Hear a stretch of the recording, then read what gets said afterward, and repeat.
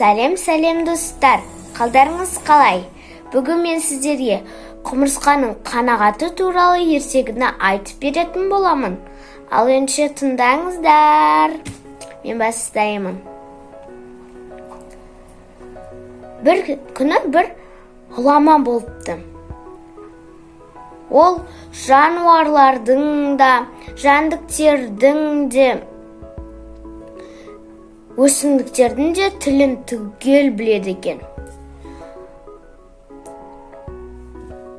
Ол бір күні бақшада жүріп, құмырсқаның илеуіне тап болады. Сол кезде бір құмырсқаны ұстап алып, сенің белің неге жіңішке дейді. Мен ашқарақ емеспін. Онда мен саған бидайдың бір дәнін берсем, сен оны қанша жылға жеткізер едің? Дейді.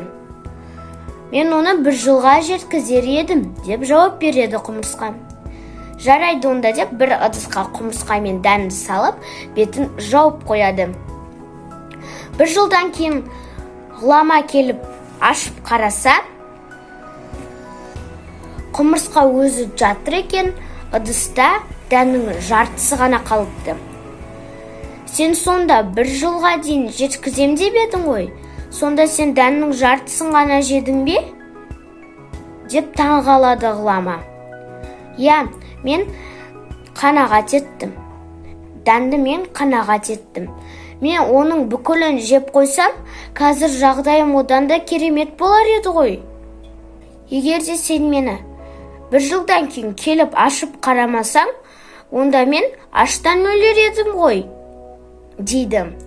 Сонда ғұлама құмырсқаның қанағатына таңғалады.